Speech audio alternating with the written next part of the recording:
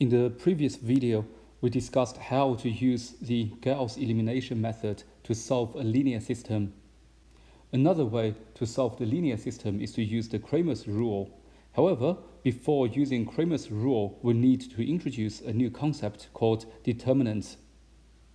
We'll start with a 2x2 matrix. Let's call that A.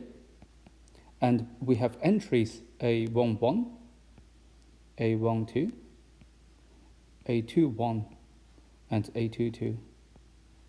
The determinant of A, we can write down as D, or that A, or in this format, can be written down as A11 multiplied by A22, so that's the product of these two, minus A12 multiplied by A21, that's the product of these two.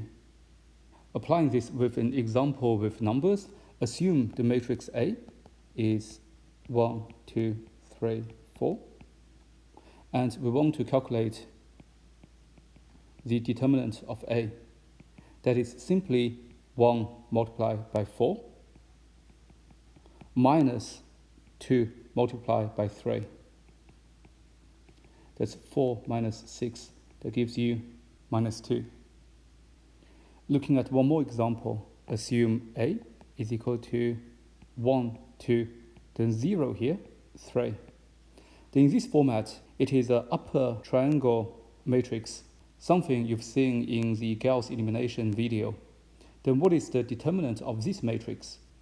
So that A is equal to 1 multiplied by 3 minus 2 multiplied by 0. So this is just 0. It will be just simply 3. The determinant of this upper triangle matrix is simply the product of the diagonal here. What we have looked at so far are the 2x2 matrices. How about we expand that into 3x3 matrices? Assume we have A. To calculate the determinant, we'll look at 3 parts. So the first part, we'll look at A11 here, and these 4 entries. The first part of the determinant will be A11, then the determinant of this 2x2 matrix. Before writing the second part, I'll just copy what we had here. For the second part, we'll put a minus here. Then we'll look at A21. And the matrix we're looking at will be here. The second part is A21 multiplied by the determinant of A12, A13, A32, A33. For the third term, again, we'll just write down the original matrix. We'll look at this value here and this matrix here. For the third term, it will be plus, then A31 multiplied by the determinant of A12, A13, A22, and A23. What you can see here is when we expand the matrix into a higher order, we can reduce the order into 2x2 matrix to calculate the determinant. In this example, I will not plug in numbers, but there are a few things I'd like to draw your attention to. The first is when you select the first entry from the first column, then it pretty much blocks its own row and column. Same thing happens here.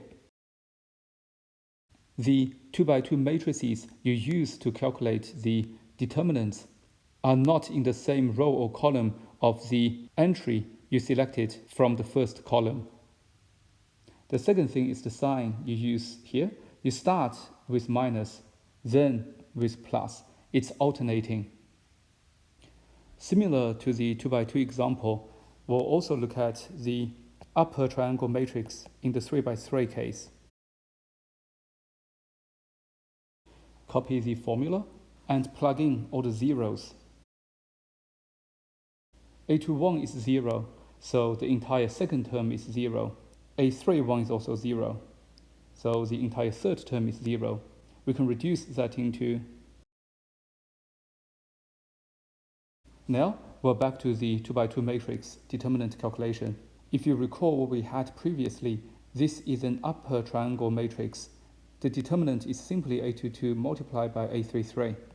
Writing down everything together, so we have A11 multiplied by A22 multiplied by A33.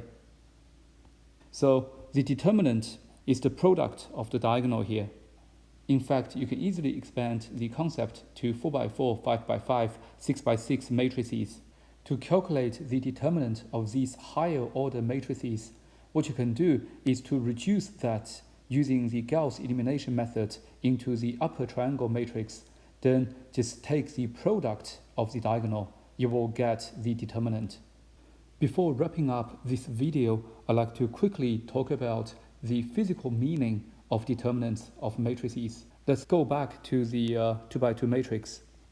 1, 2, 3, 4. We can view those as two vectors. For the first vector, if we plot it in the xy coordinate, x is equal to 1, y is equal to 3. This is our first vector.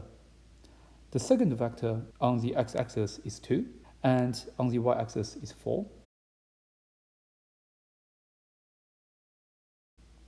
If we construct a parallelogram from these two vectors, we'll get something like this. The determinant is actually the area enclosed by this parallelogram constructed by these two vectors.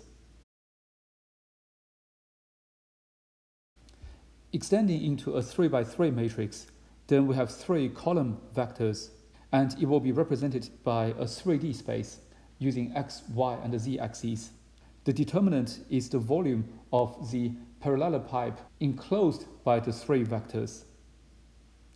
In the next video, we'll show you how to use determinants to solve a linear system using the Cramer's rule.